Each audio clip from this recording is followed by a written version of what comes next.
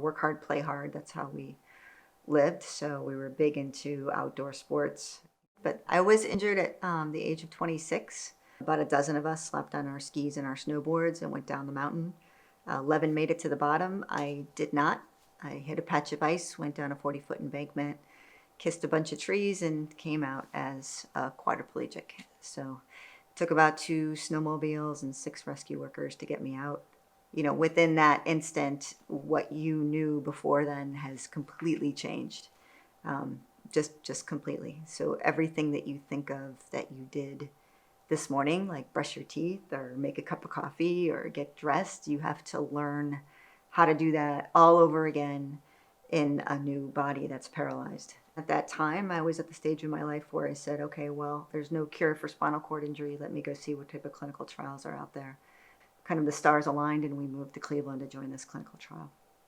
The implanted neuroprosthesis has kind of an external components and internal components.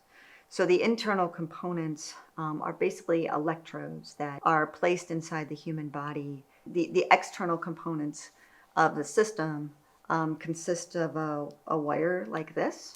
So it's a coil and a wire. And for control, or if I want to stand or exercise different patterns or whatnot, I can put an input into this box, and the electrodes will stimulate a muscle for whatever activity that you want to do.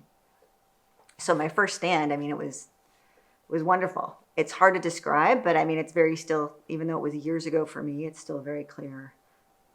Allows me to get into places that I can't always get into. It can allow me to reach things that I normally can't reach. Who would ever thought you can go to a baseball game and stand at the 7th inning stretch, right? I normally wouldn't be able to do that, but with this system I can. Because this is a clinical trial, if the device breaks, if it's still under the clinical trial, typically that will be repaired.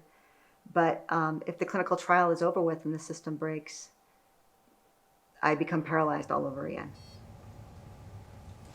One, I won't be able to stand and use it functionally. I'll lose my trunk control. I will lose my ability to function in my wheelchair. But I will also feel that long term because I know it will impact my health in terms of spasticity, bone density, circulation, pressure sores, contractures, joint contractures.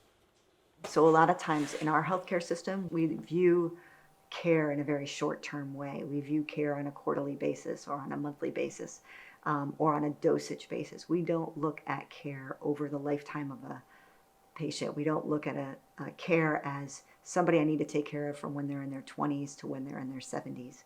And how are we going to improve that life over that trajectory?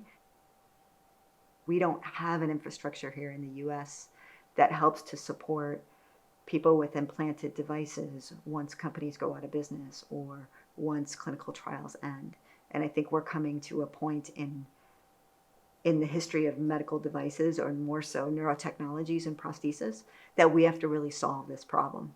Science wouldn't move forward if we didn't have people that are pioneers to be the first ones to take on these implants. And if we're not helping to support them, you're not helping to support science and technology.